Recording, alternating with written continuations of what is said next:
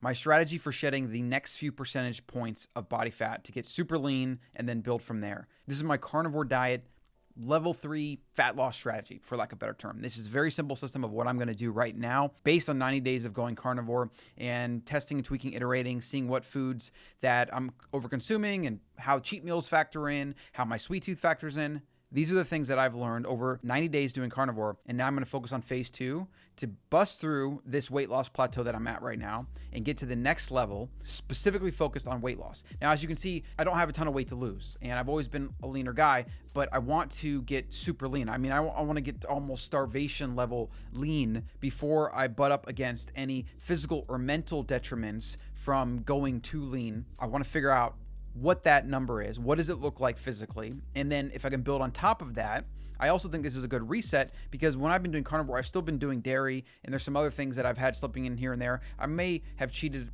a couple times more than I wanted to. I mean, we're talking like 3 to 5 times over 90 days, not a big deal, but I do think I want to try to go for like a 30 to 60 days completely strict, like the strictest I've ever been in my entire life, and see if that will bust through this weight loss plateau. This is going to be my system for doing that. You're going to be able to find some ideas here, and I think you're going to find some things here that you can consider if fat loss is a goal, because every step of the way, your body is going to resist. When you lose weight, especially fat, your body is going to say, okay, that's enough, no more. And then you're going to try to go it again, and then it's going to say, okay, that's enough, no more.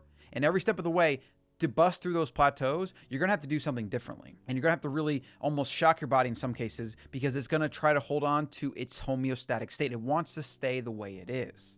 And that's why fat loss is so hard when you get closer to the leaner end of the spectrum, because you have less fat to give up and your body is going to fight you more and more to give that up. It doesn't want to give up fat. Fat is a storage resource for the human animal. And to get down to the super crazy lean, like 4, 5, 6% body fat, it's just actually not natural. I'm kind of doing it more because I do think I can get a little bit leaner, and I haven't gotten to a point where my mental or physical performance has been degraded as a result. So I do think that maybe I have like a % or 2 that I could still get lower before I run into that. And I want to just really get up to as close as I can so that I at least know what my body's capable of.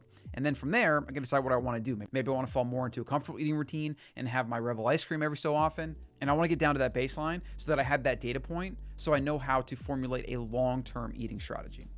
So this is a short video, very simple. These are the things I'm going to do, maybe a quick rationale, and then I'm going to let you go. And hopefully you learn something from this video that you can use to maybe bust through that weight loss plateau, or maybe get you down a couple more percentage points of body fat, whatever you're trying to achieve. I hope you find some use out of this. And then if you do find some use after the video, at the end of it, then you can like and subscribe and share and do those things. Don't do it now because I haven't even stored the value up yet. It's kind of strange that YouTubers ask that. It's like they do an intro and they say, hey, make sure you like and subscribe to the video. And it's like, how do I know if I like the video or not?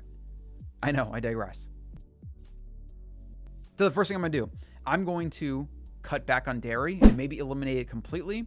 And I'm gonna focus on more protein. I'm not gonna go for super lean proteins. Like if I'm gonna have ground beef and I have an 80-20, that's fine. But if I have a 90-10, that's fine as well. Or even a 95-5, whatever. And I'm gonna aim for optimizing protein. Steak, trim the fat for the most part. I kind of trim the fat on my steaks anyways. It's just kind of a habit from growing up. I don't really like eating like a solid white chunk of fat. And as far as fat loss goes, it's not really going to be conducive to your goals if you're trying to lose. You don't want to eat massive amounts of fat because of a lot of things that I won't get into today. But for the most part, you do want to control your fat intake. I'm not saying you should cut it or eliminate it or become fat phobic and eat like 5% of your calories a day. I mean, for the most part, I'm still gonna be eating something like probably 60% of my calories from fat, but I'm gonna try to go from protein, which currently is at about a 30% range. I'm gonna try to take that up to 45 or 50% while paying attention to my body, making sure I have no issues with eating too much protein, and then probably do something like a 50-50 fat to protein ratio. That's the first thing I'm gonna do. Second thing I'm gonna do, I'm gonna simplify my meals. One steak, ideally 10 ounces for meal 1. Meal 2, ground beef or the Ancestral blend or bison or some kind of red meat that's ground, that's simple, that I can just cook in a pan, salt, eat it.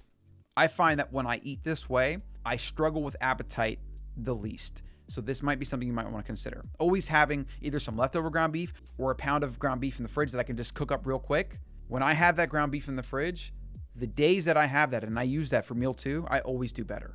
And so that itself could be a hacker strategy if you're struggling with appetite, or if you're struggling to eat enough protein, or you're just feeling hungry in general, which you can definitely feel on a carnivore diet. Your body's going to crave different foods. It's going to crave variety. And sometimes if you're not eating enough protein and fat, your body will try to snack and it'll try to veer you into eating other things like nuts and maybe have some berries in the fridge or whatever. And if you want to resist that, and if you have fat loss goals, you definitely want to resist that.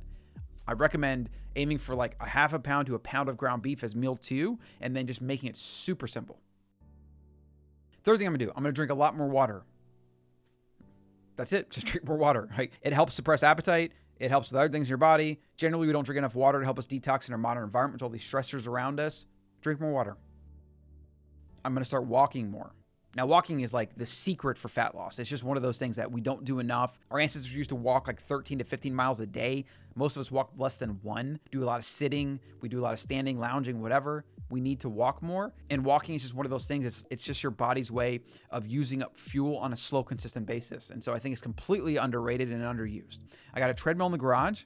I'm going to start reading and walking in that every day. I'm going to get that practice back because since we moved, I kind of fell to that practice. But I usually grab my Kindle. I go for 30 minutes and I get a little bit of sweat going. And maybe you just walk around your property or in the street, grab an audiobook, listen to a podcast, or just listen to nature. This is something you should be doing anyways for your health.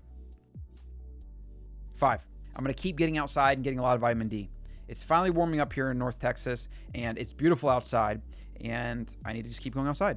When I go outside and I get vitamin D, 20 or 30 minutes with my shirt off, I feel better in every single way. Now, vitamin D in the body is actually a hormone that is responsible for a multitude of processes in your body, a lot of which we don't even really understand. We just know that it's integral to a lot of things, and the best way to get it is from the sun. Go outside, no sunglasses so that you can get vitamin D production through your eyes, which is actually a primary way that we stimulate, and get that vitamin D, get that direct sun exposure. Don't be afraid of the sun. It's integral to health and well-being. The last thing I'm going to do, I'm going to eat more cod liver. So I have cod liver pate, which you can see the recipe up here. I have that in my fridge at all times. Amazing.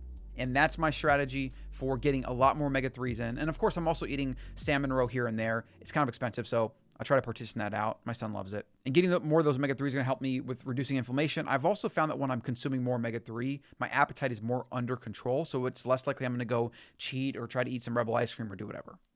And that's my strategy for getting to the next level of fat loss. Simplify things, focus on protein, control my fat, eliminate or severely limit dairy, drink more water, walk outside, get sunlight. And really, these are like the foundational things that you should do for health in general. And that's why these should probably already be baked into your routine as part of your everyday, because this is how you're going to live a long life and be a healthy human. And generally, living a long life and being a healthy human are the same things you have to do if you're trying to lose weight. It's amazing. The things that are good for your health are also the things that are good for weight loss. And yet all the fat burners and the certain kind of very suspect supplements that are on the market that are claiming this, or a lot of the really bad ideas that you see on social media about burning fat or weight loss or spot reducing by doing certain exercises or whatever, there's a reason that doesn't work. And there's a reason that industry is based on just selling hype. The things that work are the foundational holistic approach to life. It's all the variables: getting outside, moving, eating right, cooking food, sourcing. All these things are what determine whether you're going to reach your natural body set point or not. They're going to determine whether you live a long life and you're healthy and you're not susceptible to modern disease and thus viruses. But you can't sell that in a book or a bottle or a cap. Unfortunately, most people want the easy fix. They want to buy the book, the capsule, whatever. They don't want to think hard about it. They don't want to put hard work in. You're obviously here because you do want to. You want to be watching this video. You want to be at 7 minutes in, 8 minutes in, whatever we're at right now. You wouldn't even be here. Good for you. Good on you for that. Constantly remind yourself it's going to take work and patience. And that's the final point I'll make on fat loss, weight loss. You have to have patience. And you also need to make sure you're not overeating, because it's very easy to overeat on a carnivore diet. That's something I found in the past 90 days. There's days where I could just eat and eat and eat. And even if it's protein, fat, whatever, they are satiating nutrients, but it's delicious. I want to keep eating. It's very easy to keep eating. And if you understand human biology, your biology is designed to keep eating. It wants to build fat because that's how you survive in the wild. The body doesn't understand that there's food everywhere around us at all times. It's still trying to optimize for the environment it thinks it was born into, which is the wild, which is where you have to go out and hunt and acquire your food. And a lot of times you're not successful doing so, or you have limited calories. So now, if you got some use out of this video, you can like and subscribe and share and do all those things. And then answer me this question. What is a fat loss or weight loss strategy that you're using or that you have used to get results that I didn't mention in this video, or that you want to add on to that can help other people, right? Because the comments are a place to also teach and help others. This is not just me telling everyone what to do or whatever. I'm here to share my experiences and then also learn from others. And I get comments and things to think about all the time. And there's definitely tips and recommendations that I pull right from the comments. So leave me a comment, let me know, answer that question. What are some things with fat loss or weight loss that you've done that you want to share with others? And I'll see you in the next one.